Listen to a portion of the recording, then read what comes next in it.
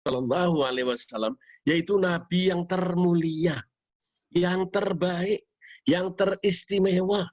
Bahkan oleh Allah disebut di dalam Al-Quran, wa innaka la'ala khuluqin azim.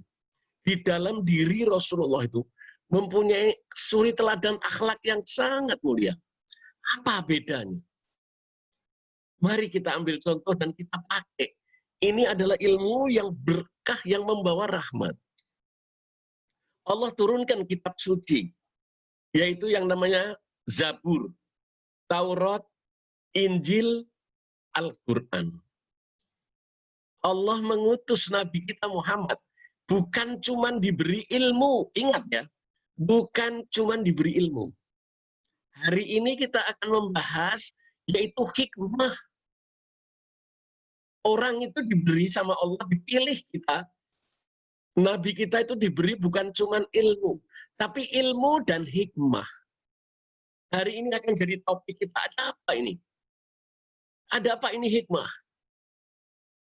Di dalam Al-Quran, Allah Subhanahu wa Ta'ala memberitahu di dalam kitab Al-Quran disebutkan, ya Allah, Allah Subhanahu wa Ta'ala itu memberi kepada kita yaitu hikmah. Hikmah itu apa? Kita jelaskan dulu. Hikmah itu kalau bahasa Arabnya teposliro. Apa ya Mbak Nur? Teposliro itu apa ya? Tenggang rasa kali ya? Siapa yang bisa ini? Jadi ada rasanya, ada dzoknya. Jadi ada ilmu diberi dzok, diberi perasaan, atau disebut dengan hikmah. Atau kalau dalam bahasa Indonesianya apa ya hikmah itu? Tenggang rasa. Toleransi. Ini yang perlu. Tenggang rasa ya, betul ya? Iya. Tenggang rasa atau teposliro. Kalau orang Jawa lah. Jadi bukan cuma ilmu saja. Kalau kita tidak diberi rasa, tenggang rasa, tidak diberi hikmah, kita celaka. Sebagaimana disebut di dalam Al-Quran. Allah memberikan kepada manusia, kita lihat dulu surat Al-Baqarah. Surat kedua, ayat 129, Pak. Surat Al-Baqarah ayat 129.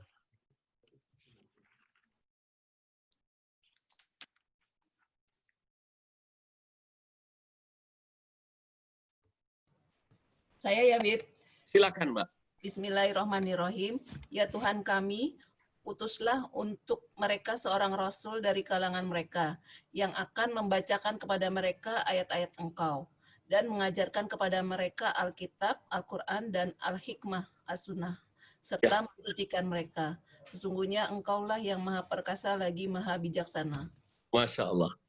Kalau di kitab-kitab tafsir atau terjemahan, pasti disebutnya kitab suci dan sunnah. Padahal hikmah itu bukan sunnah, lain.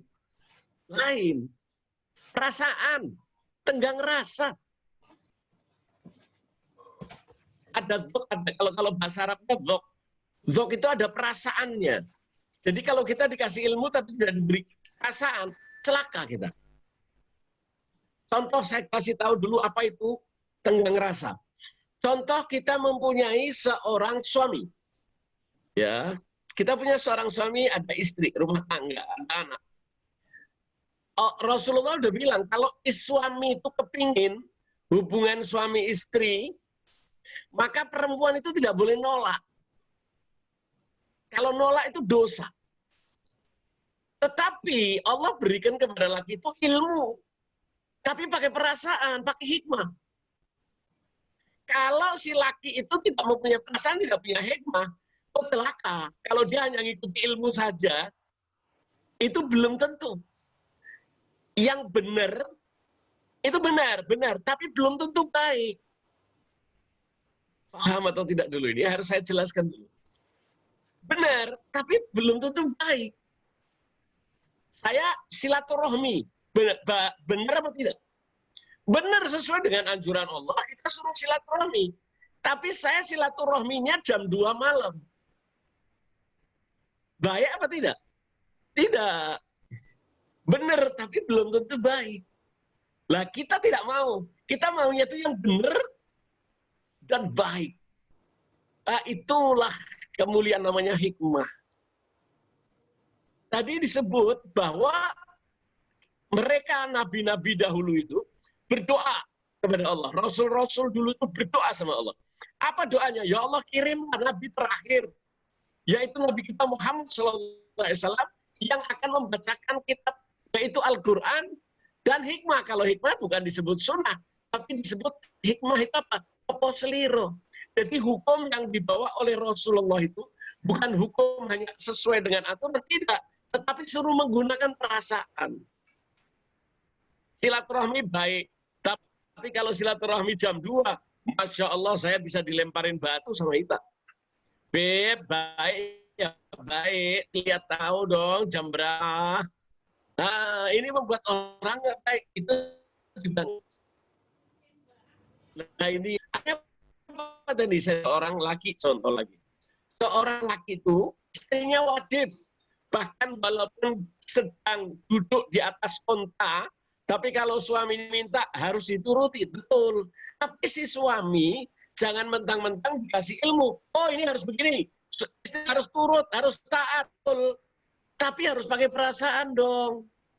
Jelas atau belum? Contoh lagi, misalnya dia kepingin hubungan suami istri, tapi dia suruh mikir, kata Allah. Apa? Ada hikmah dong. Apa hikmahnya? Oh dia lihat, oh istri saya, ayahnya barusan meninggal. Oh, dia lagi kesulitan. Oh, jangan dulu dong. Kalau kita minta, kesian dia. Walaupun harus ditaati. Betul, menurut hukum, wajib. Tapi kalau kita punya tenggang rasa, kita akan mundur. Jangan sekarang, kesian. Istri saya lagi sedang berduka. Itu hal demikian. Contoh lagi, misalnya si A, dia janjian sama si B, besok mau ke Pondok Indah Mall, jam berapa? Jam 10. Tapi ternyata jam 10, ayahnya si A itu meninggal. Kalau orang yang punya ilmu, dia mengatakan, A, B, ayo A, lu kan janji sama gue jam 10. Iya, ayah gue mati. Harusnya si B itu tidak menganggap si A itu bohong. Tidak. Lu janji gue meleset, lu nggak bener. Menurut hukumnya kan demikian. Udah janji itu, tapi nggak bisa berangkat. Ini kan berarti tidak tepat. Tapi Allah ngajarkan kita harus pakai yok, pakai perasaan, pakai tenggang rasa. Oh, ayahnya kok sedang sakit. Saya datangnya tidak untuk ngajak dia pergi. Tapi datang saya malah bawa makan, saya bawa air minum, supaya si A itu tidak usah masak. Dia konsentrasi sama ayahnya. Itu namanya ilmu dan tenggang rasa. Ini yang kita mesti pelajari. Selama ini kita semua belajar itu ilmu. Tapi kalau Anda tidak punya perasaan, celaka. Secara hukum, si A janjian sama gue jam 10, kok itu ingkar janji ya? Oh, tidak boleh. Allah memberitahu, tidak, gunakan hikmah. Apa maksudnya? Supaya kita tahu bahwa si A itu sedang ada kesulitan. Harusnya saya bilang, udah nggak usah pergi, ayo kita urus dok. Jenazah diurus, makannya kita belikan, minumannya kita belikan. Kesian. Nah itu berarti dia tidak menggunakan ilmu saya, tapi menggunakan ilmu dan hikmah. Ya. Contoh lagi, dia tahu istrinya lagi datang bulan. Wah, lu mesti nurut. Oh tidak, nggak boleh. Tapi kalau suaminya maksa gimana? Nah itu berarti suaminya hanya menggunakan ilmu, tapi tidak menggunakan hikmah. Ini mesti kita jaga. Oleh karena itu Allah mengatakan supaya kita tidak hanya menggunakan ilmu, tapi juga menggunakan hikmah. Contoh, misalnya dia dalam keadaan masa iddah. Dalam keadaan masa iddah, jangan dibebani. Harus ditentramkan. Ini contohnya. Jadi Kalau saya mau nuntut saja dengan ilmu, boleh, itu ada hak. Tetapi kita disuruh oleh Allah menggunakan hikmah. Oleh karena itu kalau kita dengar Pancasila, apa? Dengan hikmah dan kebijaksanaan. Hikmah itu juga harus bijaksana orang. Orang bijaksana lain dengan orang yang tegas. Tegas itu oke. Anda nyuri, Anda harus dipotong tangan. Itu hukum Islam, hukum Islam. Tetapi Rasulullah tidak menggunakan itu sendiri. Dia ditambah hikmah. Apa? Ditanya yang mencuri. Ketika zaman Rasulullah ada yang mencuri. Kemudian begitu ketangkap ditanya, kenapa lo nyuri? Lo nyuri makanan. Iya. Kenapa? Karena istri saya dan anak saya di rumah nggak bisa makan. Kemudian dilepas. Kenapa kok dilepas? Kok nggak dihukum? Harusnya ilmu menerapkan dia harus dihukum. Menurut ilmu. Tapi menurut ilmu dan hikmah, maka orang itu dibebaskan. Tidak dihukum. Islam tidak menghukum itu. Tidak harus potong tangan. Karena apa? Dia tidak mendapatkan makanan. Kenapa dia mencuri? Memang tidak baik. Karena dia kepepet, karena anak dan istrinya belum makan. Kita disebut harus menggunakan kebijaksanaan. Jadi ilmu untuk menghukum itu tidak harus, oh nggak bisa. Menurut ilmunya, lu nyuri, lu mesti dihukum. Ini harus bijaksana kita. Kita lihat istri kita lagi nggak enak badan. Oh, jangan mentang-mentang, oh lu nurut sama gua ya. Kalau lu nggak nurut sama gua, lu bakal dilaknat. Loh. Kita sebagai laki-laki tidak boleh menuntut. Kita harus tahu, oh ternyata istri saya lagi masa menopause misalnya. Oh, kenapa? Orang kalau menopause itu kadang-kadang sakit. Tidak enak badannya. Walaupun tidak datang bulan. Iya. Loh, kamu nggak datang bulan kan harusnya boleh. Mas, tapi saya dalam keadaan menopause atau menopause sehingga saya ini nggak enak. Badan tulang-tulang rasanya remet. Nah, itu di situ namanya harus dicari. Seorang yang berilmu itu harus yang bijaksana. Jadi tidak hanya menggunakan hukum untuk alat. Tidak. Tapi menggunakan rasa bijak sehingga orang itu menjadi mulia di dunia akhirat. Itulah contoh lagi. Ketika Rasulullah Shallallahu Alaihi Wasallam mengadakan perjanjian Hudaybiyah. Ketika Rasulullah berserta rombongan akan berangkat haji. Begitu sampai di Hudaybiyah, Rasulullah bilang, ayo kita nginep di sini. Mereka semua nginep. Setelah nginep, apa yang terjadi? Rombongan dari kafir Quraisy datang. Kemudian Rasulullah beserta umat Islam diusir, tidak boleh ke Mekah. Lu mesti pulang. Wah, akhirnya diadakan perjanjian. Namanya perjanjian Hudaybiyah. Apa terjadi di dalam perjanjian itu? Ditulis. Ada orang Islam suruh nulis. Oke. Maka orang Islam sahabat itu menulisnya dari pihak Islam, yaitu Muhammad Rasulullah Shallallahu Alaihi Wasallam. Ditulisnya begitu. Dari pihak kafir Quraisy, oh Sahal mewakili kafir Quraisy. Kemudian apa setelah dibacakan orang kafir itu bilang, ya Rasul, ya Muhammad, dia manggilnya Muhammad, tapi sebenarnya Rasulullah, ya Rasulullah kalau kita gitu. Kalau saya sudah ngaku Anda sebagai Rasul seperti di perjanjian ini, berarti ngapain kita ngadain perjanjian? Oh benar juga ya. Oke, kalau gitu bagaimana ditulisnya? Ditulisnya aja namanya saja, Muhammad. Cukup.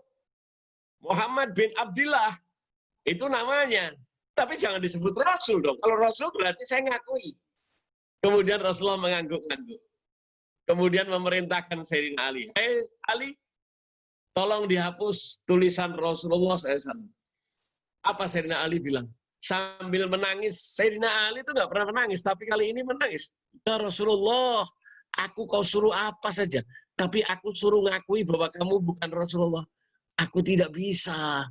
Subhanallah, saking hebatnya ilmunya. Nggak mau dia ngapus tulisan Rasulullah. Akhirnya Rasulullah dengan bijaksana bagaimana caranya? Ali kan Rasulullah tidak bisa membaca, tidak bisa menulis. Tapi apa yang dilakukan Rasulullah? Ali, tolong tunjukkan aku mana yang tulisannya Rasulullah Shallallahu Alaihi Wasallam. Akhirnya ditunjukkan sama Sayyidina Ali. Kemudian sama Rasulullah dihapus sendiri dengan tangannya Rasulullah. Subhanallah. Bagaimana bijaksananya? Ya memang benar. Akhirnya Rasulullah menghapus karena tidak ada yang berani menghapus Rasulullah. Kemudian apa isi perjanjian? Kalau ada orang Madinah, orang Islam yang datang ke Mekah, tidak boleh dikembalikan. Tapi kalau ada orang kafir Mekah yang datang ke Madinah, harus dikembalikan. Kemudian disetujui oleh Rasulullah. Wah, semua sahabat-sahabat protes. Ya Rasulullah, ini bagaimana ini caranya? Wah, orang Islam merasa dirugikan. Mereka semua protes, Mbak. Ketika protes semua, bagaimana Rasulullah? Apa kalian lupa bahwa nabimu, aku utusan Allah? Iya, kamu begitu kamu taat aja. Mereka mengatakan, termasuk Sayyidina Umar, aduh, nggak bisa nerima. Enak buat dia, nggak enak buat kita. Rasulullah ngasih tahu, kami hanya ilmunya, tapi kalian tidak bijaksana. Mari kita lihat. Ini kita tanda tangani dulu. Nanti hasilnya bagaimana? Akhirnya ditandatangani Rasulullah. Sehingga sahabat-sahabat merasa bahwa ini tidak seimbang. Perjanjian ini menguntungkan kafir Quraisy. Tapi apa kata Rasulullah? Percayalah kepadaku. Aku adalah nabimu yang tidak hanya menggunakan ilmu, tapi juga menggunakan hikmah. Akhirnya dengan perjanjian itu, orang Islam dari Madinah yang pergi ke Mekah nggak boleh balik. Berarti dia harus di Mekah. Nggak apa-apa kata Rasulullah, biarin. Karena dengan dia di Mekah, orang Islam itu menyiarkan nggak? Dia menyiarkan agama akhirnya. Di Mekahnya menyiarkan agama. Akhirnya orang-orang Islam yang dari Mekah, yang dari Madinah banyak yang berangkat ke Mekah. Tapi nggak boleh balik, nggak apa-apa. Sampai sana dia nyiarkan di Mekah. Akhirnya apa? Banyak orang yang di Mekah itu yang masuk Islam. Akhirnya apa yang terjadi? Islam berkembang di Madinah, dan Islam berkembang di Mekah. Sehingga ketika perjanjian itu selesai ditandatangani, Rasulullah langsung berangkat ke Madinah. Dari Madinah berangkat ke Mekah. Dengan Mekah. Sehingga apa yang terjadi? Mereka orang kafir itu kaget. Karena orang-orang yang di Mekah sudah banyak yang masuk Islam. Jadi ayolah kita sana. Seorang ibu, maaf, seorang ibu itu bisa celaka. Bisa bijaksana, dia lihat anaknya. Maaf kalau kita nyuruh anak kita. Ternyata anak kita sedang main game. Mereka sedang main komputer, main game. Kalau kita suruh, dia pasti ngomong apa? Ah, mama, kan saya lagi main game sama teman saya, mah. Misalnya Asro gitu. Namanya anak, kalau sudah mainan dia lupa. Tapi kalau ibunya menggunakan ilmu, hei nak, kamu harus taat sama mama. Kamu durhaka loh. Itu ilmu. Ibu itu tidak menggunakan hikmah. Tetapi kalau ibu itu menggunakan hikmah, kita lihat dulu, mau nyuruh anaknya, lihat dulu. Oh, anak saya lagi senang dengan mainannya. Kalau gitu nanti aja dah. Sebab kalau saya suruh, dia menolak, maka anak itu menjadi durhaka. Betul? Betul. Tetapi ibu yang bijaksana, dia melihat anaknya sedang main sama teman-temannya. Tidak disuruh. Tapi ditunda dulu. Setelah main, oke, nak, saya lihat anak sudah main. Ya, sekarang ibu suruh kamu pergi ke warung depan. Tolong belikan gula. Itu akhirnya apa? Anaknya nurut dan anaknya tidak durhaka. Tapi kalau kita lihat dia sedang main sama temannya, kita paksa. Ibunya kan harus ditaati. Sehingga anak itu tidak taat. Itu sebetulnya gara-gara yang salah siapa? Yang salah ibunya. Karena ibunya tidak bijaksana. Oleh karena itu kalau menyuruh anak, kita harus lihat suasananya. Itu disebut apa? Mah. Jadi jangan Anda merasa Anda kalah dulu. Gue punya anak, harus nurut dong gue suruh. Iya, tapi anaknya kan lagi main sama temennya. Jangan dulu dong.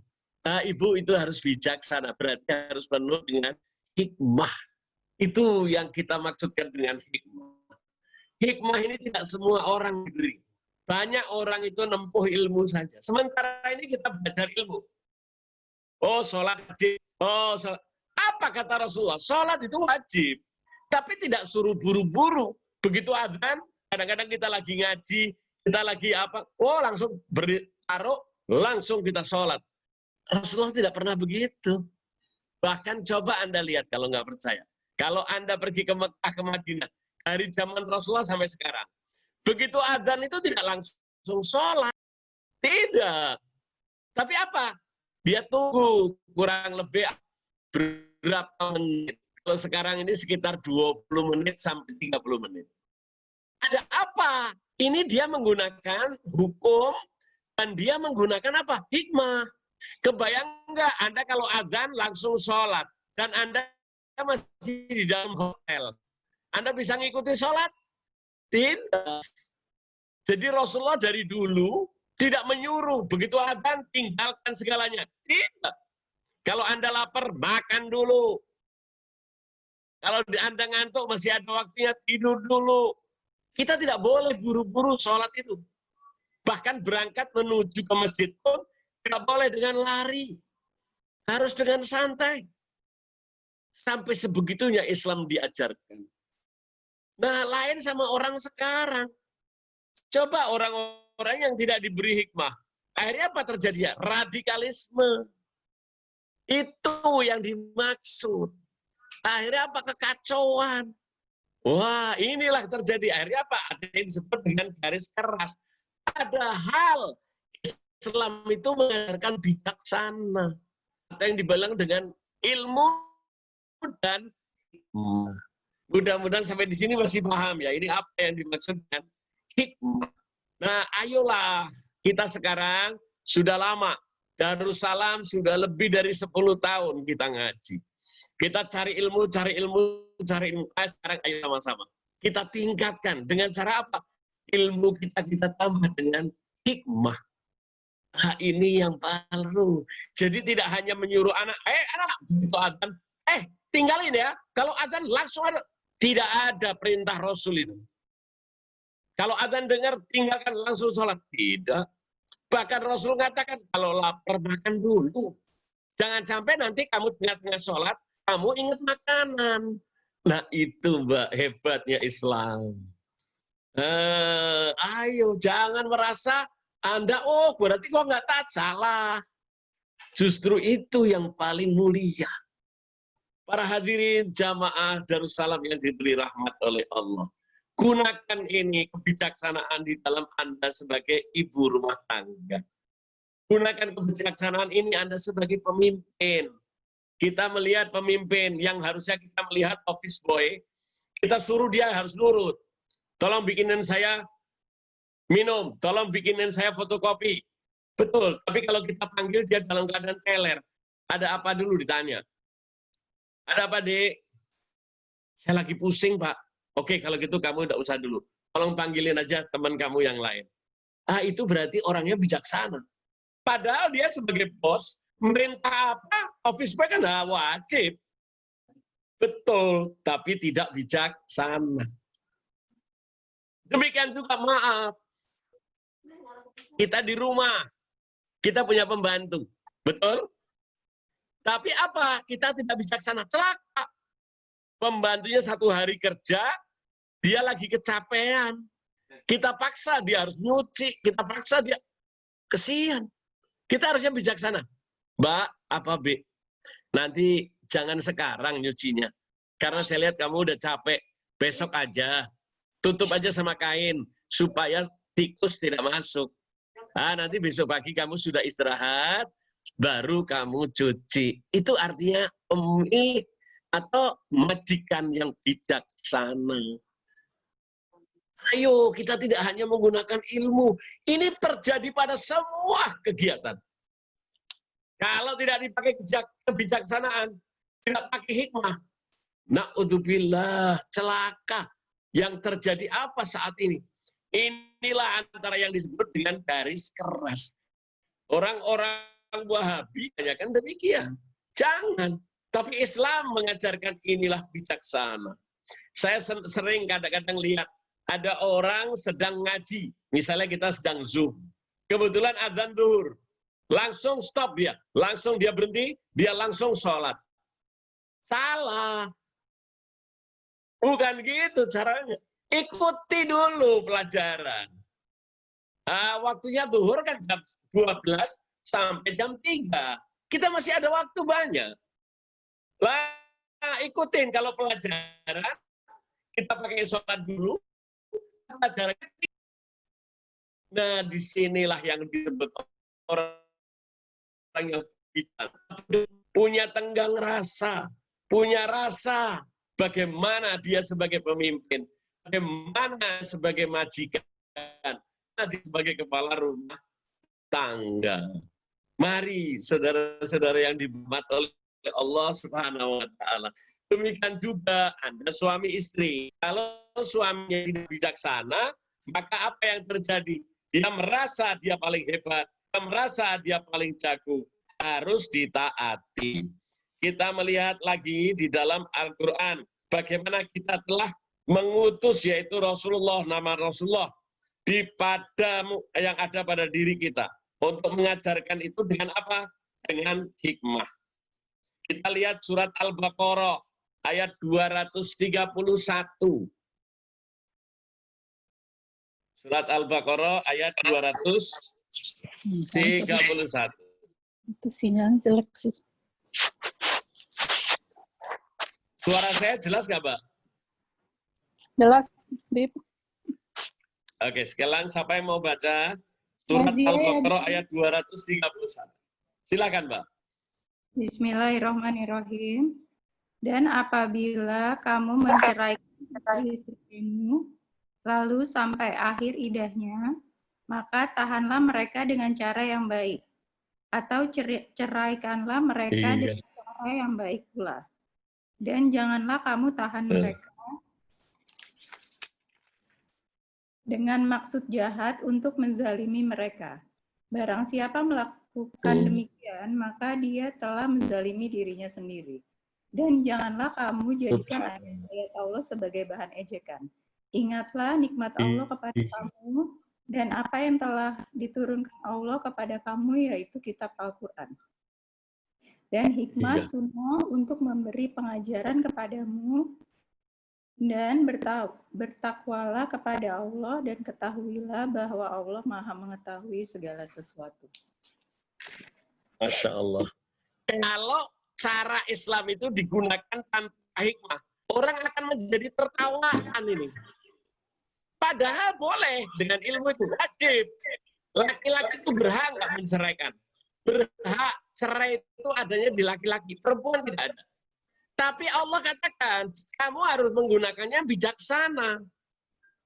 Kamu lihat dulu kalau mau menyeraikan istri, kita lihat masa idahnya kira-kira tepat apa enggak. Tidak boleh menceraikan istri dalam keadaan dia datang bulan. Orang datang bulan perempuan itu hormonalnya berubah. Orangnya sedang melo.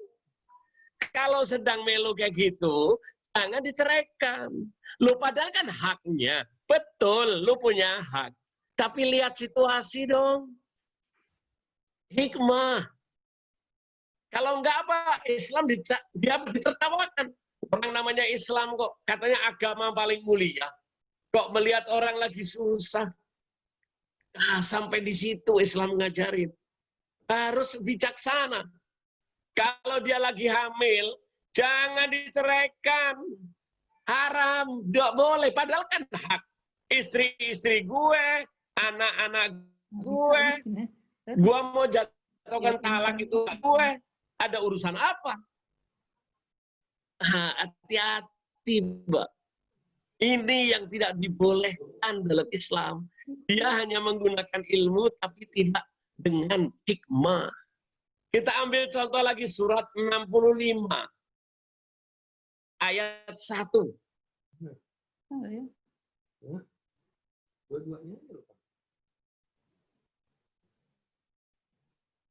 Siapa yang baca, Ita?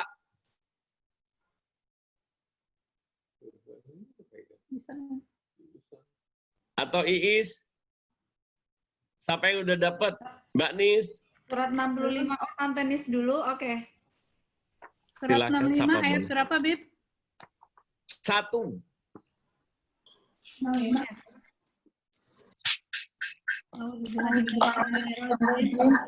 Bismillahirrahmanirrahim.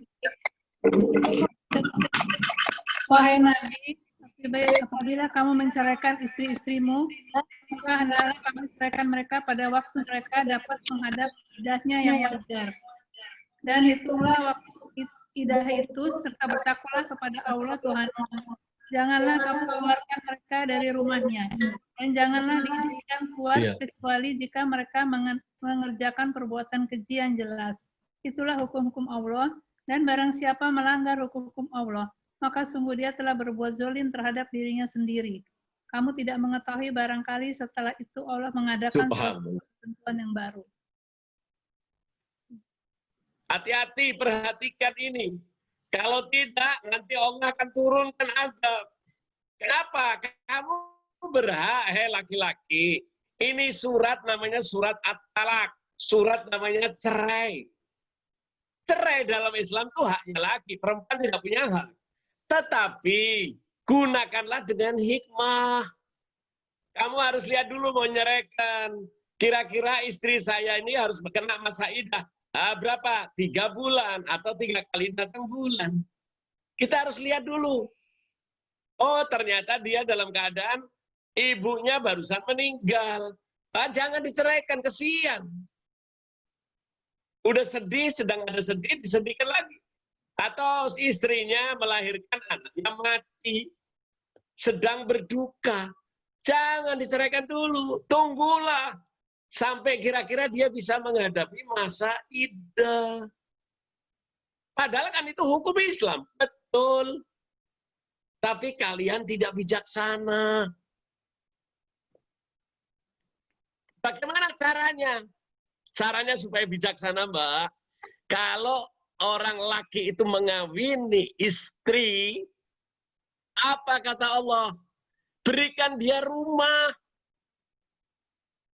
Harus perempuan itu merasa tentrem.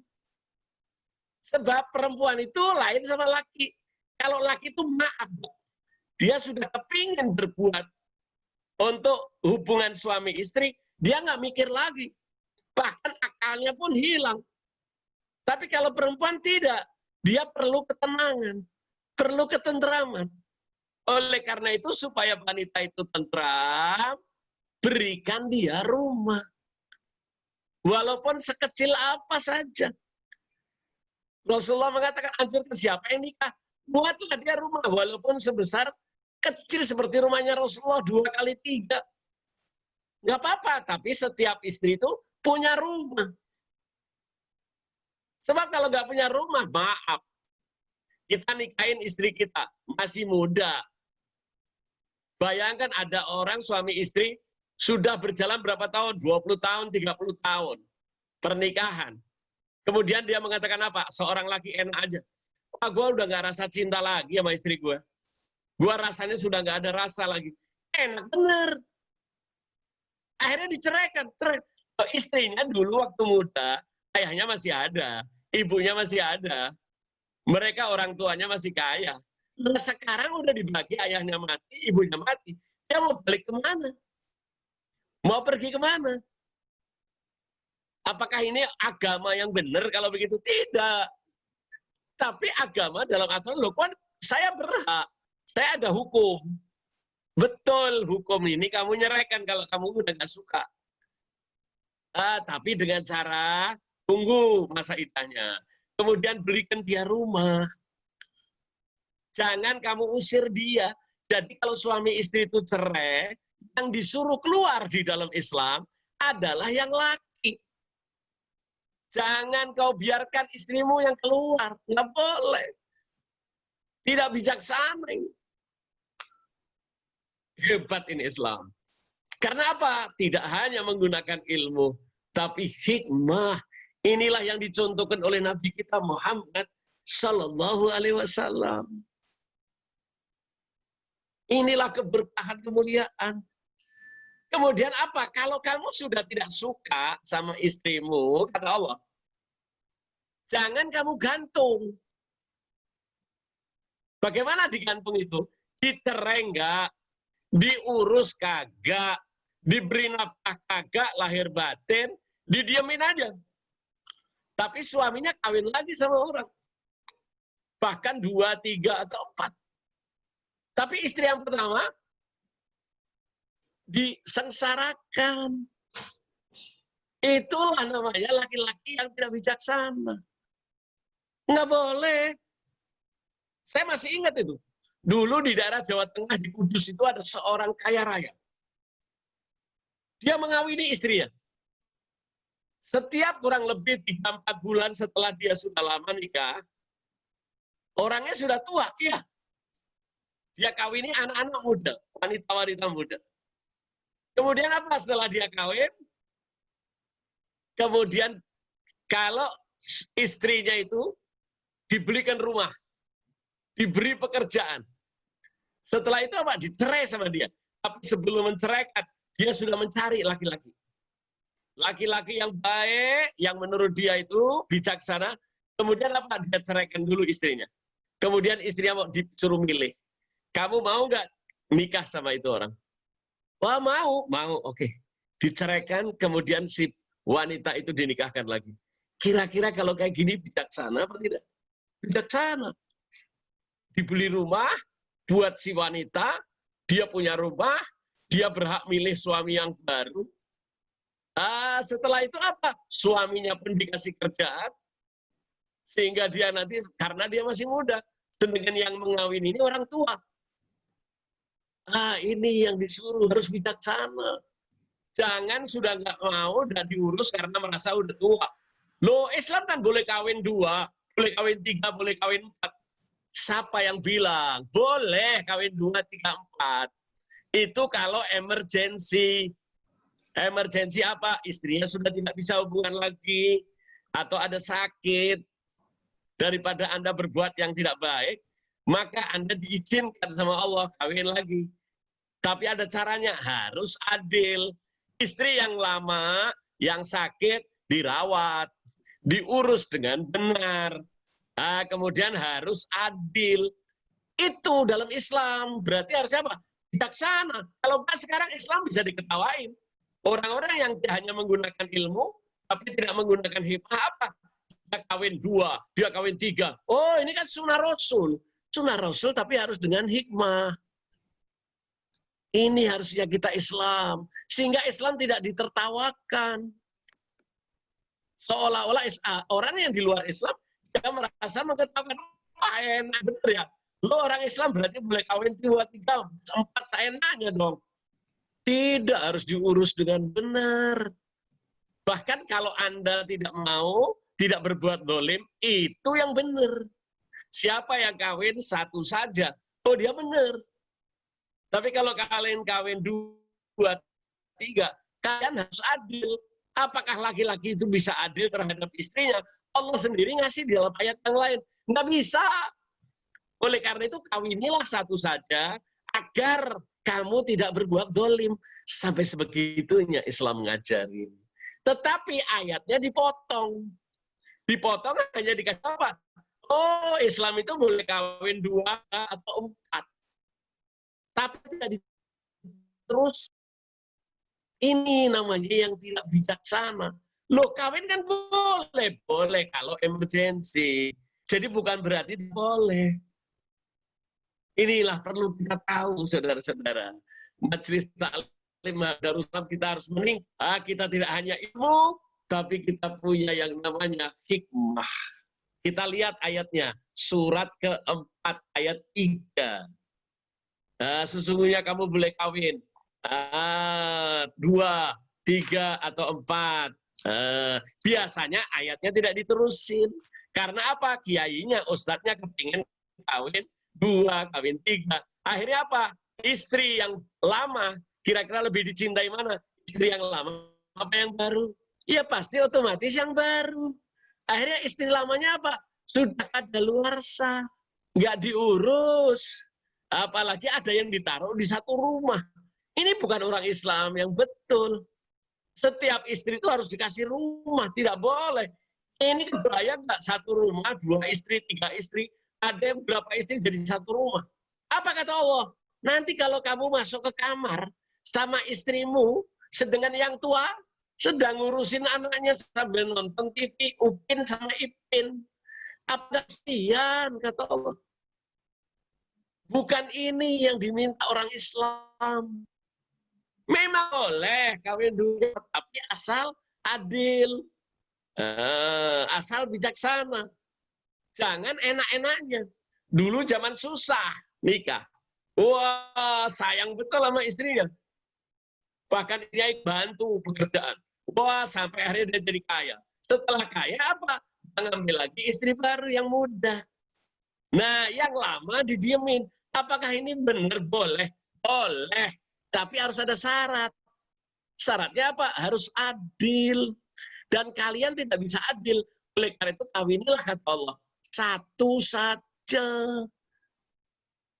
Ini para hadirin jamaah yang dirahmati Allah. Kita harus meningkatkan diri kita, tidak hanya belajar ilmu, tetapi harus dengan bijaksana. Kita baca surat keempat ayat 3. Siapa yang mau baca? Ita ya, Bib. Silakan Mbak Ita. Yusmita. Bismillahirrahmanirrahim. Dan jika kamu khawatir tidak akan mampu berlaku adil terhadap hak-hak perempuan yatim, bila mana kamu menikahinya, maka nikahilah perempuan lain yang kamu senangi, 2, 3, atau 4. Tetapi jika kamu khawatir tidak akan mampu berlaku adil, maka nikahilah seorang saja. Atau hamba sahaya perempuan yang kamu miliki, yang demikian itu lebih dekat agar kamu tidak berbuat zalim. Bayangkan, berbuat zalim itu perbuatan yang celaka. Boleh kawin 2, 3, atau 4 orang sekarang kan enak. Ayo, sunnah Rasul yuk. Seolah-olah dia nganggap istri itu rendah. Salah. Boleh, Allah sendiri membolehkan kok. Betul, kalau lagi emergency. Kenapa? Syaratnya kamu harus adil. Kalau kamu tidak bisa adil, kawinlah satu saja, agar kamu tidak berbuat zalim. Jadi kalau orang yang kawin lebih dari satu, dia tidak bisa adil, pasti nggak bisa adil. Berarti dia zalim.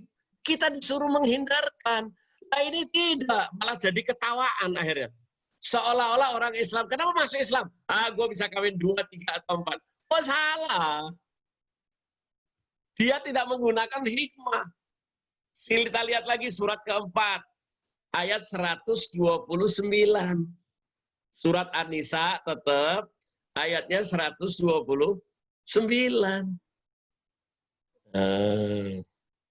Silakan siapa yang mau baca gantian. Ocha.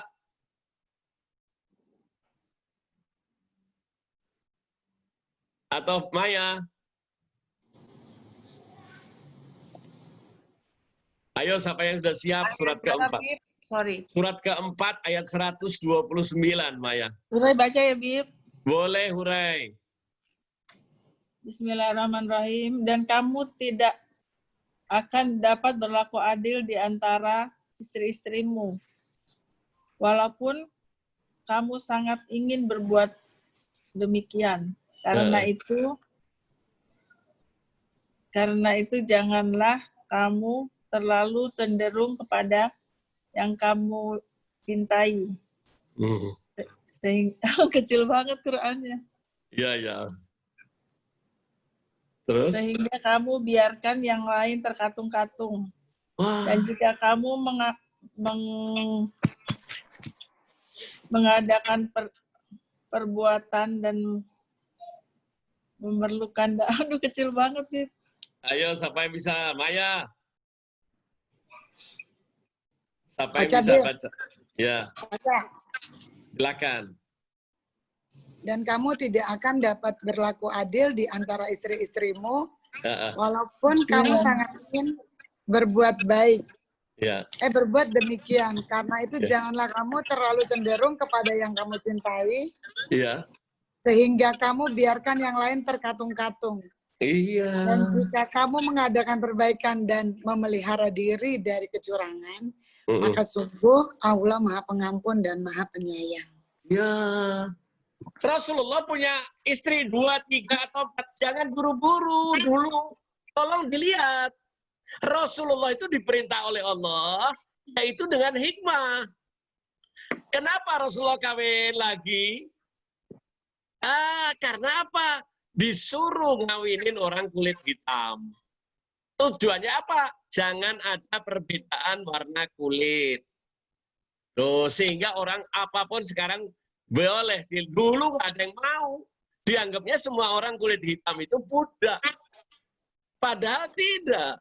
Itulah bijaksana. Kemudian Rasulullah mengawinin janda dari orang Yahudi. Orang dulu kalau disebut Yahudi, boro-boro mau. Ngeludah. Tetapi Rasulullah memberi contoh, walaupun orang Yahudi, kalau dia baik, Islam, selesai, nggak ada masalah, nggak ada bedanya. Dia kawinin. Dia kawinin lagi sama janda yang sudah punya anak banyak. Orangnya sudah tua. Iya. Tujuannya apa? Nolong anak-anaknya. Karena ditinggal mati suaminya, anak-anaknya masih kecil. Dia kawinin dengan tujuan agar anak-anaknya di dalam pemeliharaan Rasulullah. Allah perintahkan lagi. Kenapa? Rasulullah suruh ngawinin istri dari anak angkatnya. Setelah anak angkatnya cerai, bekas istrinya suruh ngawinin. Loh, kenapa? Sebab dulu orang namanya anak angkat itu disebut sebagai anak sendiri. Padahal anak angkat itu tidak ada hubungan. Untuk supaya membuktikan hukum itu, Rasulullah diperintah sama Allah. Di dalam Al-Quran, iya, kawinilah bekas istri anak angkatmu. Sesungguhnya di dalam Islam tidak ada anak angkat. Akhirnya orang baru tahu, oh, dulu kalau anak angkat apa? Namanya Zaid. Zaid bin Muhammad. Bahkan namanya pakai bin, ya. Rasulullah ngangkat anak namanya Zaid. Tetapi Allah membuktikan. Nih loh, anak angkat itu tidak ada hubungan. Sehingga istrinya boleh kamu kawinin. Jadi semua ada tujuan. Jangan asal kita niru Rasulullah, tapi kita nggak tahu bahwa Rasulullah itu menggunakan ilmu dengan hikmah. Demikian juga Allah boleh kamu kawin 2, 3, 4, tidak dilarang. Tapi apa? Kamu harus adil. Apakah kamu harus bisa adil? Tidak. Kalau kamu nggak bisa adil, kawinilah satu saja. Jadi Islam itu hebat. Asal menggunakan ilmu dengan hikmah. Kalau enggak, acak-acakan. Kemudian apa kata Allah? Hai laki-laki, sesungguhnya kamu tidak akan bisa, tidak akan pernah bisa adil terhadap istri-istrimu. Walaupun kamu ingin adil. Yang bilang siapa? Allah yang menciptakan. Kamu tidak akan pernah bisa adil. Kawinilah satu saja. Oh, karena maksa. Kawin 2, 3. Kasihan kata Allah. Kamu cenderung kepada kamu lain. Sedangkan istri lamamu, kamu biarkan dia terkatung-katung. Dikasih nafkah kagak, diurus kagak. Akhirnya dijadikan vas bunga. Hanya untuk pajangan doang. Dicerai kagak. Kalau dia nggak senang, ceraikan. Tapi diurus dalam Islam. Harus diurus. Nggak perlu harta gono gini dalam Islam. Kenapa? Orang yang diceraikan itu harus punya rumah. Rumah itu harus atas nama istri. Kalau laki-lakinya yang nyeraikan, dia yang keluar. Itu Allah menggunakan ilmu itu tidak hanya hukumnya, tapi juga dengan hikmah, kebijaksanaannya. Kesian dong kalau kebayang Pak, Anda punya madu di rumah. Bayangkan Anda punya madu bertiga, suaminya 1. Suaminya masuk kamar sama si A. Lah sedangkan si B, si C suruh duduk depan TV. Bagaimana perasaannya? Dia manusia, punya perasaan. Nah, inilah Islam. Islam mulia. Islam tidak menutup. Betul, boleh. Tetapi itu sulit bagimu. Kecuali kamu ada emergensi. Misalnya tidak berfungsinya istri atau sakitnya istri. Harus diurus yang baik. Ditempatkan rumah tangga yang baik. Oke, kenapa kalau istri? Istri itu kapanpun diminta suaminya, hubungan suami istri, wajib taat. Tetapi istri itu melayani harus dengan tentram.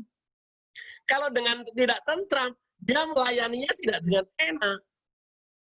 Tapi apa caranya? Allah pesan. Tadi kalau kamu kawin, belikan dia rumah atas namanya. Sehingga sewaktu-waktu kamu keluar, kamu yang keluar. Satu ya. Kira-kira kalau istri udah dikasih rumah bagaimana? Oh, tentram. Bahkan nanti kalau suaminya mati, dia punya anak-anak, rumahnya nggak boleh dijadikan warisan. Kenapa? Itu milik ibu. Kecuali ibu yang mati.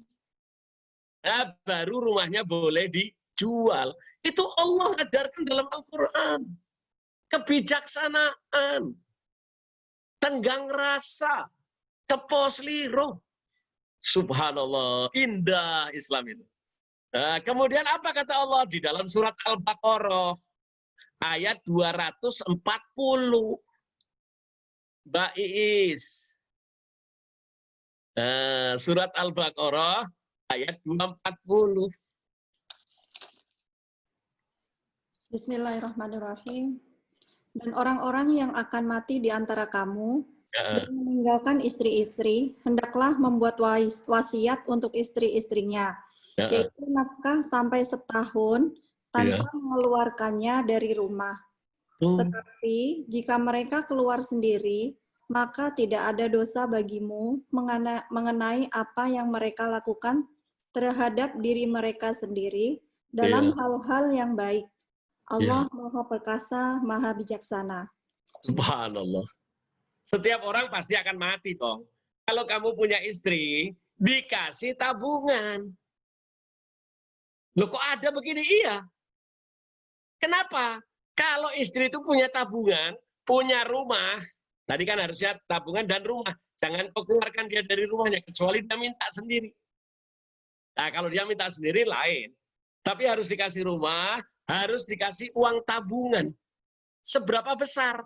Untuk hidup 12 bulan. Kenapa? Si wanita akan menjadi tentram, menjadi tenang. Sudah diurus nafkahnya, makannya, minumnya, pakaiannya. Udah. Lah orang cerai itu harus dikasih rumah dan dikasih tabungan. Oleh karena itu siapa yang menceraikan istrinya harus memberi nafkah. Di dalam kita menentukan kantor urusan agama itu kalau cerai, ada namanya hukum, ada uang iddah, uang kesedihan. Kalau wanita itu diceraikan pasti sedih, harus dikasih uang untuk supaya dia tentram. Dia harus punya tabungan, nih ayatnya. Rumah untuk atas nama istri. Sehingga nggak perlu gono gini. Islam sudah mengatur segalanya. Tetapi kalau kita tidak menggunakannya, apa kata Allah? Awas loh. Kalau lu tidak menggunakan hukum ini dengan baik, tunggu Allah akan membuat perhitungan yang teliti. Kalau ada orang yang menceraikan istrinya, tidak memberikan hak-haknya, coba kita lihat. Ada nggak yang bahagia? Nggak mungkin. Ini janji Allah. Begitu indahnya Islam. Jangan sampai nanti Islam jadi tertawaan. Jadi ejekan. Inilah, oleh karena itu Allah katakan, istri Rasulullah itu nggak boleh dikawini. Karena kawinnya istri Rasulullah sampai 9 ada 13. Untuk apa? Sebagai contoh. Bagaimana bijaksananya Rasulullah. Jangan asal kita ngambil sesuatu tanpa kita meneliti. Ayo, begitu bijaksananya. Kemudian apa kata Allah? Kamu menghubungi istri, berhubungan dengan istri itu, harus ada 4. Apa? kamu tidak boleh paksa. Wanita itu kalau lagi sakit, nggak boleh dipaksa. Wanita itu ringkih. Beda sama laki-laki. Dia ada masa-masa haid. Dia ada masa nifas. Ada masa-masa yang beda dengan laki-laki. Laki-laki nggak ada datang bulan. Karena apa? Waktu datang bulan itu hormonalnya berubah. Sehingga dia berpikirnya sulit. Sulit. Rasanya lagi sedih. Nggak enak. Badan mualah. Sakit perutnya. Nah, ini beda. Kamu harus perhatian. Kemudian kita ngawinin istri. Kita dulu nggak kenal. Kemudian kita kawinin dia. Dia waktu itu masih perawan. Ya. Setelah kita kawinin sudah punya anak 2, 3. Ada lagi yang laki-laki seenaknya. Gue sudah nggak ada rasa sama lo. Gue mau kawin lagi. Ditinggalin istrinya. Bahkan hartanya diambil semua. Buat istri yang baru. Kesian. Apa kata Allah? Nggak boleh. Kamu satu menghubungi istri tidak boleh maksa. Jangan kau buat dia susah. Kemudian apa yang telah kamu berikan pada istri, jangan pernah ditanyain. Kebayang nggak Mbak Iis dikasih sama Zaki uang bulanan? Bayangin langsung Mbak Iis tanya lagi. Mas, uangnya sudah habis. Loh, buat apa? Coba ayo. Masuk kantor, masuk di kantor, meja kantor. Ayo tulis, beli cabai berapa, beli garam berapa, beli, Masya Allah. Kebayang kalau diteliti begitu, apa enggak Mbak Isya sedih? Sedih. Mas, kalau sudah enggak percaya lagi sama istri, janganlah betapa. Oleh karena itu rumah tangga itu harus saling percaya. Oleh karena itu kalau nyerahkan bukan cuma dikasih rumah, dikasih tabungan, dikasih uang idah. Kemudian apa? Apa yang dulu pernah kita berikan sama istri, misalnya kita berikan dia mobil, kita berikan dia emas, kita berikan dia kalung. Allah tahu, laki-laki itu biasanya celaka. Kenapa? Dia malah minta lagi sama istri. Caranya bagaimana? Caranya dia nuduh istri. Istrinya dituduh nggak baik, berbuat serong. Akhirnya apa? Memang orang yang serong tidak berhak menerima warisan, tidak berhak hak.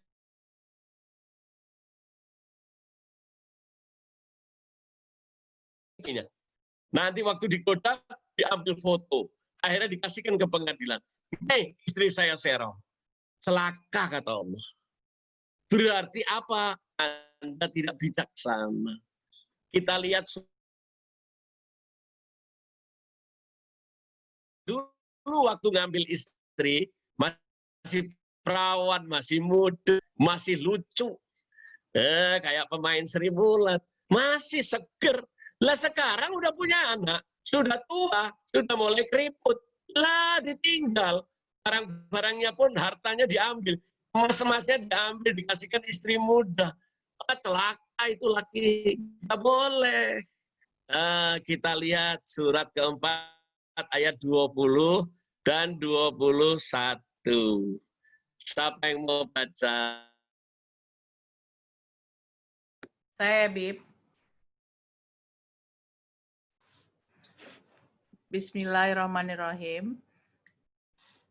Dan jika kamu ingin mengganti istrimu dengan istri yang lain, sedang kamu telah memberikan kepadanya seorang di antara mereka harta yang banyak, maka janganlah kamu mengambil kembali sedikit pun darinya. Apakah kamu akan mengambilnya kembali dengan jalan tuduhan yang dusta dan dengan menanggung dosa yang nyata?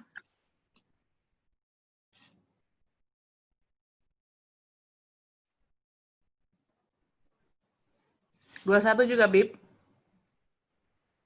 Halo. 21 juga, Bib. Halo.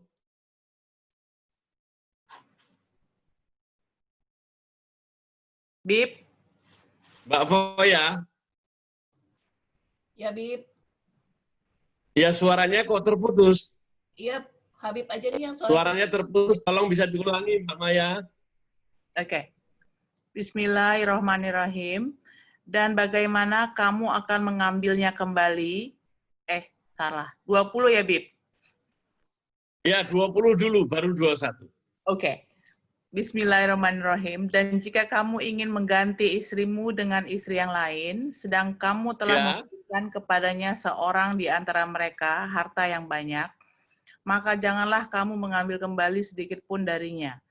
Apakah kamu akan mengambilnya kembali dengan jalan tuduhan yang dusta dan dengan menanggung dosa yang nyata? 21 ya, Bib? Ya, 21. Dan bagaimana kamu akan mengambilnya kembali, padahal kamu telah bergaul satu sama lain sebagai suami istri. Dan mereka, istri-istrimu, telah mengambil perjanjian yang kuat, ikatan pernikahan dari kamu. Celaka nggak? Kalau orang, apakah itu haknya? Laki-laki boleh menceraikan, tapi diatur. Harus ada kebijaksanaan. Barang yang sudah diberikan jangan. Kebayang nggak? Kalung yang sudah dia sayangi, dia cintai, kok diminta lagi. Malah diberikan sama istri mudanya. Wah, ini ngeselin. Waktu dulu zaman susah, kita bekerja bersama. Setelah sudah sukses, duitnya hanya untuk ngurusi istri lain. Yang dia nggak pakai. Tasnya tas plastik. Sedangkan yang baru diberikan tas Hermes. Lah kan ngeselin. Nah, dulu kita kawin, dia masih perawan, masih muda. Bahkan yang minta saja rebutan. Lah sekarang gitu sudah punya anak sama kita, sudah umur, sudah cukup tua, lah kita kembalikan begitu saja. Ini nggak bijaksana. Bahkan anak-anak kita dia suruh ngurus. Kita anggap dia suster. Apa kata Allah? Nggak boleh. Kamu kalau ceraikan dia, kalau dia sedang menyusui, kamu bayar ongkosnya. Dia mengurus anakmu, walaupun itu juga anaknya dia. Bayangkan, sampai segitu Islam mengatur. Sehingga inilah banyak orang yang menggunakan ilmu, tapi tidak menggunakan hikmah. Celakalah, na'udzubillah, hati-hati. Mari sekarang namanya Darussalam. Ini pintunya kebaikan, pintunya kemuliaan. Sehingga kita tidak belajar hanya ilmu, tapi juga hikmah. Inilah hikmah kebijaksanaan dalam permusyawaratan perwakilan. Kita tidak boleh main mayoritas, boleh mayoritas, tapi harus bijaksana dengan hikmah. Kita tidak boleh memaksakan rakyat. Kedaulatan itu ada di tangan rakyat. Si pemimpin harus bijaksana. Walaupun dia boleh menentukan undang-undang baru. Tapi kalau undang-undangnya menyengsarakan rakyat, celaka. Begitulah ilmu hikmah namanya. Orang yang tidak punya perasaan tentang rasa, maka dia celaka. Bayangkan dia diceraikan karena udah tua. Mau balik sama bapak ibunya sudah di kuburan. Rumahnya dulu udah dijual sebagai warisan. Mau ikut siapa dia? Akhirnya jadi gelandangan. Bahkan suruh ngurus anak. Inilah celaka. Tapi kalau bekas suaminya, boleh dia kawin lagi. Memang diizinin, tapi diurus. Diberi keberkahan, diberi kemuliaan, dijadikan rumahnya, diberikan uang untuk bulanannya. Urus. Tapi apa yang terjadi saat ini? Orang tidak gunakan ilmu hikmah. Nah, inilah para hadirin. Demikian juga Anda mengetapkan pendidikan anak. Anak itu diajarkan waktu kecil, Mbak. Dari kecil. Supaya nanti kalau sudah gede tidak terpaksa sholatnya. Dia sudah terdidik dengan baik. Dari awal kecil. Kalau gitu dikatakan apa? Kalau kalian itu mendidik anak sejak kecil, apa yang terjadi? Anda seperti mengukir batu. Sehingga kalau batu itu disiram air, diapain aja, tulisannya nggak akan rusak. Kenapa? Karena diukir. Tapi kalau kalian belajar itu sudah tua, anaknya sudah gede, baru disuruh sholat. Itu seperti apa? Seperti menulis di atas pasir. Sehingga begitu hujan, hilang tulisannya. Nah, cara bijaksana bagaimana? Cara bijaksana, kita didik dia dari kecil, dari buayan hingga masuk ke liang kubur. Kalau Rasulullah kasih tahu, kalau umurnya sudah 7 tahun, sholat yang baik. Ajarkan dia sholat. Kalau sampai 10 tahun masih belum, pukul. Supaya apa? Nanti ketika balik, dia sudah ada kewajiban dosa, dia dalam keadaan sholatnya sudah baik. Lah kita enggak, kesian masih kecil. Jangan. Kita lihat Ashraf, dari kecil dididik, dia ikut umroh, dia ikut. Sekarang dia udah paham. Sehingga kalau disuruh sholat, senang dia. Karena apa? Sudah terbiasa. Itulah cara didik, harus bijaksana. Bukan dengan ilmu saja. Inilah cara-cara yang diberi berkah oleh Allah Subhanahu wa Ta'ala. Para hadirin yang dirahmati Allah. Begitu indahnya Islam ini. Asal kita menggunakan ilmu dan hikmah. Di dalam Al-Quran ada puluhan ayat yang menyebutkan mengenai hikmah yang sangat banyak. Jangan kita ragu-ragu. Bagaimana, apakah Islam itu pernah ngadang? Belum pernah. Itulah ilmu. Padahal boleh. Apakah Islam diganggu? Oh, kalau dia ganggu, kita harus balas. Tapi tidak boleh kita mengacaukan negeri lain. Kita tidak boleh mengambil hak orang lain. Harus ada undang-undangnya. Apakah pernah sejarah Islam itu mengajak perang orang lain, negara lain? Tidak pernah. Karena apa? Kita punya ilmu dan hikmah. Kesian, nggak boleh. Kecuali kerelaan. Bahkan orang masuk Islam itu nggak boleh dipercaya. La ikraha fiddin, nggak boleh paksaan dalam Islam. Karena orang menghadap Allah itu nggak boleh paksaan. Sebab amal yang diterima Allah itu yang ikhlas. Oleh karena itu kita disuruh pakai ilmu dan hikmah. Nggak boleh masuk Islam. Ayo masuk Islam. Tidak, kata Allah. Jangan kau paksa mereka masuk Islam. Bukankah aku Allah? Aku ini maha kuasa. Aku bisa jadikan siapa saja, seluruh umat. Semuanya Islam. Bisa, aku Tuhan maha kuasa kok. Tapi itu hakku. Jadi jangan pernah maksa masuk Islam. Subhanallah, begitu hebatnya nih agama. Dididik bukan cuma dengan ilmu, tapi juga diberi hikmah-hikmah yang banyak. Allah mengatakan siapa yang sungguh-sungguh untuk mencari keridhaan Allah, Allah akan beri dia bukan satu jalan, tapi jalan-jalan. Berarti banyak jalan diberikan sama Allah. Asal kalian sungguh-sungguh mengeterapkan ilmu itu dengan hikmah. Kita lihat surat 29 Al-Ankabut ayat 69. Siapa yang mau baca? Mbak Nur. Kemana nih Mbak Nur? Ada, Bib, bentar. Ayat 69 ya, Bib? Ya. A'udzubillahi minasyaitonirrajim. Bismillahirrahmanirrahim.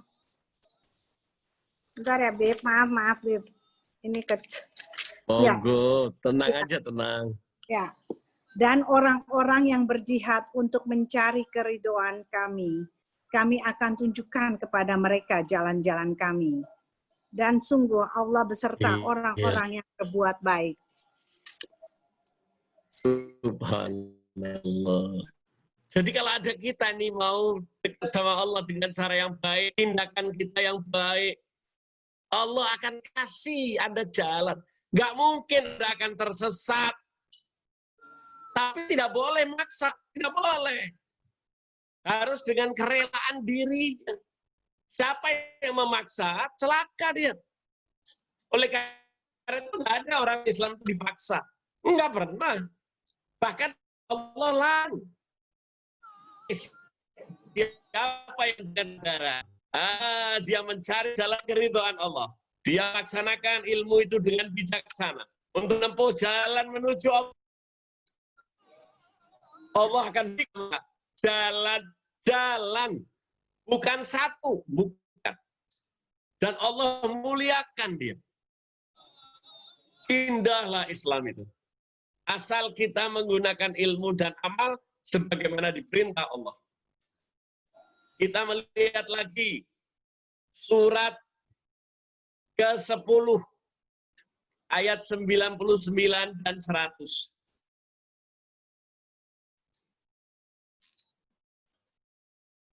Dingin. Dingin. Surat 10 ya, Beb? Ya. Ayat 99, Mbak.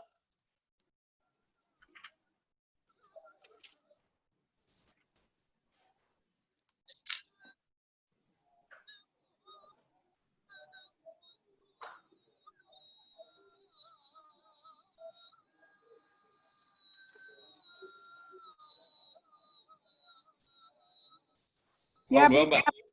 Beb. Silakan, ayat 99 dulu. Ya, a'udzubillahi minasyaitonirrajim. Bismillahirrahmanirrahim. Dan jika Tuhanmu menghendaki, tentulah beriman semua orang di bumi seluruhnya. Tetapi apakah kamu hendak memaksa manusia agar mereka menjadi orang-orang yang beriman? Dan tidak seorang pun akan beriman kecuali dengan izin Allah. Dan Allah menimpakan azab kepada orang yang tidak mengerti. Ayat 100. Iya, Beb. Dan tidak seorang pun akan beriman. Dan tidak seorang pun akan beriman kecuali dengan izin Allah. Dan Allah menimpakan azab kepada orang yang tidak mengerti.